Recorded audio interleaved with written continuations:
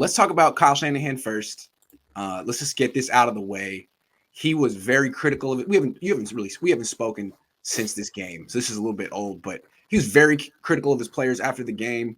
He's been very blunt in press conferences this week, and he kind of changed his tone yesterday on KNBR. I think he kind of realized that he's kind of lost control of his tone right now, and it's not positive. Anyway, how did you interpret? How did you feel about the way he spoke after this loss? To me, it was a bit of an emotional meltdown. He's very self-secluded from the media. He uses sarcasm, a little bit of wit, and he's very contrite sometimes with the media. And so I think that this was one of the first times where he just fell apart. I think it was an emotional breakdown. It was not a good look when it comes to leadership. It really was not. To sit up there, even if it's 100% one player's fault, or it's the team's fault, or special team's fault, he has nothing to gain as a leader by having that meltdown. So to me, that was bad coaching, bad leadership, and it was a complete loss of his emotional control. I think what we were seeing is maybe the reality of this season finally set in with Kyle Shanahan. And he realizes, no, there's not going to be. We're not turning this around. Yeah, and right? Yeah. It's so far into his career with the San Francisco 49ers that if he's not on a hot seat, then mentally he has put himself there. He knows. He knows that we see what's going on. And I just think that's what we saw after the game was a complete meltdown. I think we've seen a lot of coaches on the 49ers. And I think there always comes a point when we feel like the coach is done, when it's clear he has no answers.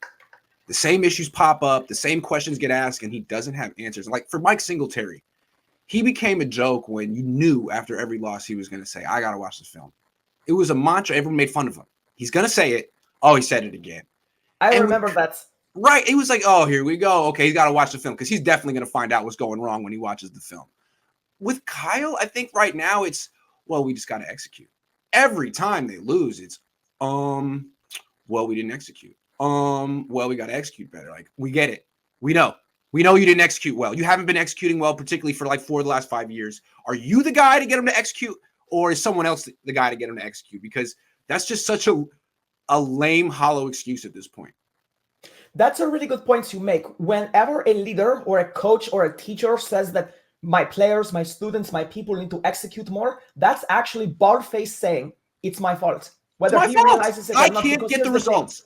These every NFL player is a professional. I know some are not that good, but the bottom line is they're better than we are, and there's a reason they are there. So when it comes to execution, that's done by repetition, being forced to study the playbook. You don't leave things to these players' devices. They are getting paid millions of dollars, yes, but as coaches, you still have to give them a vision and force them to hit the books. And if they are not doing that, if they are not executing, that is 100% on the coaches. And if you have players who will not follow your vision, who are insurrectionists, then you have to bench them, you have to get rid of them, you have to find them, whatever. But in the end, even when you're dealing with a disruptive player, as a coach, you still have to be able to handle that. And there are ways to do it. So when he says that, he is admitting it's his fault. Right. Agree. I don't think he means it that way, though. No, he doesn't at all, and that's the best part about it. Grant, check out Kayvon Thibodeau. Thibodeau, I would love to have him, but it's not going to happen because he's going to go very high in the first round. Oh, I haven't even started. Scout, he's good. Good. Yeah, I like him. I feel like he's a first rounder hands down. He's disruptive and he's strong and he's long armed. He's tall. He's Is from he like Oregon. a defensive end like Eric Armstead or a defensive end like Nick Bosa? Not Nick. Let's like, no, not like Bosa. No, I think he's 4-3D end. Armstead. Okay, we will not compare anyone to Buckner, but he's Buckner light. Ooh, okay. That's the style of player he might be able to become, I fear. Expect Trey to start if not something is up against the Rams. I don't expect that. I don't expect that.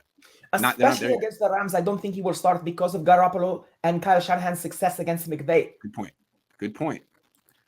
Look at the Titans and see that they are the most injured team and are still on top of the AFC. Kyle is not a good head coach. This team needs a leader at top. Derrick Henry, absolutely. Yeah, I think Mike Vrabel is like on the opposite end of the coaching spectrum from Kyle. They're complete opposites. You know, one's a CEO defensive type who's not married to any one system. The other guy is a play caller who's married to a system. Vrabel has no ego. That's one thing I love about him. He will do whatever it takes to win, whether it's his idea or not. He's a good coach.